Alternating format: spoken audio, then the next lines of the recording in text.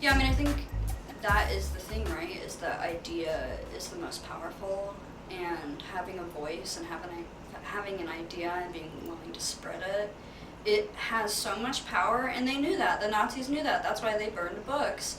That's why they wanted to keep knowledge from people, is because they knew how dangerous words can be. And I feel like that's why the pamphlets were so awesome, is because these people putting out things that they learned and they believed in, and they were educated, you know, like there were students that were educated and they were trying to educate other people, and that's power. You know, that's spreading power non-violently, is helping people realize what's going on and what's happening. Yeah, I definitely did not want to give Sophie a dull color palette. She deserves a bright, showy color palette. I mean, I feel like her words have substance of their own, and like such power, that I wanted the color palette to really resemble her, and that I wanted it to have more life, more vibrance. I wanted the colors to be bouncing off each other. I wanted there to be a playfulness with it. So I almost wanted it to be iridescent.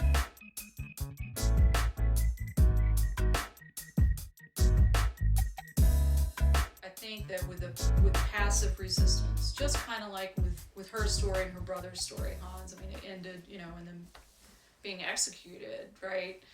But I think that we're seeing, I mean, we're still talking about this story, like this is still present, right? Almost 101 years, like, past her birth, you know, that's, so like 80 years past the time she died, basically, give or take, and that's incredible to, like, know that a story can, like, carry on and be that present. I think it's important, too, because we don't want to forget those things that happen, or, like, be apathetic to that history, because it will inevitably repeat itself somewhere.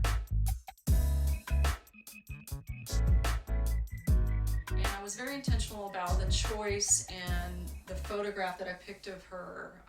One, because it had a very androgynous feel to it.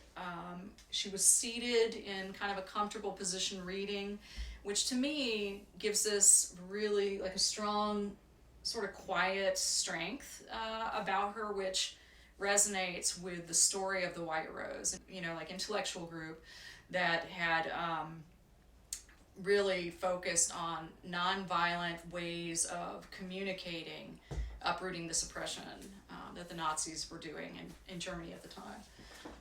So this is her seated right here, reading.